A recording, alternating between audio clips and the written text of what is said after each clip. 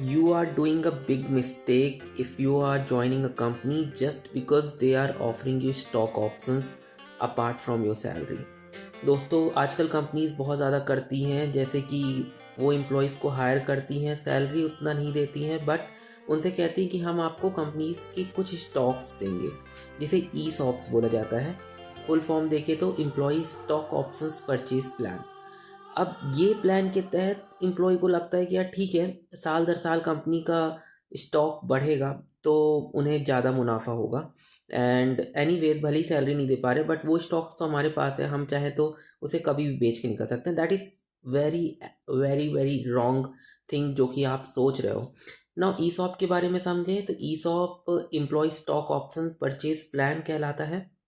दरअसल कंपनीज अपनी entire share holding में से कुछ शेयर्स एम्प्लॉयज़ के लिए रिजर्व कर देती हैं, एंड उसे ही वो लोग टाइम टू टाइम एम्प्लॉयज़ को देती हैं, एम्प्लॉय पे वेस्ट करती हैं।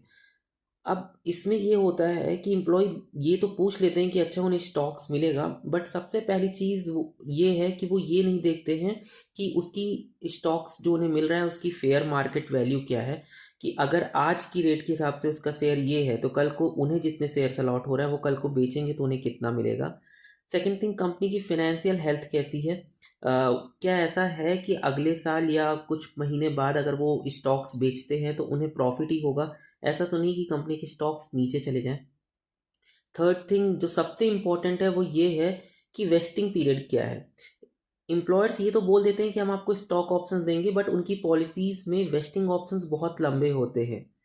उनकी जैसे फॉर एग्जांपल्स वेस्टिंग पीरियड वो रख सकते हैं कि 1 साल तो क्लिफ पीरियड रहेगा, that is in that period employ के पास होना ना होना स्टॉक्स एक तरह से है, एम्प्लॉय अपने स्टॉक्स के साथ छेड़छाड़ नहीं कर सकता।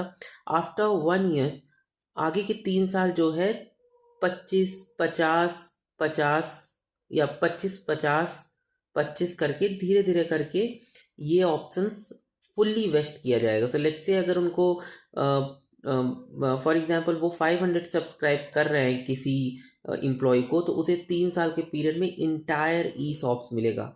3 साल तो मैं कह रहा हूँ, 3 ईयर्स प्लस 1 ईयर्स, क्योंकि कई बार क्लिफ पीरियड भी होता है। तो ये सारी चीज़ें आप अगर इस स्टॉक बेसिस में जा रहे हैं तो ये सारी चीज़ों का ज़रूर ध्यान रखें कि वेस्टिंग पीरियड क्या है।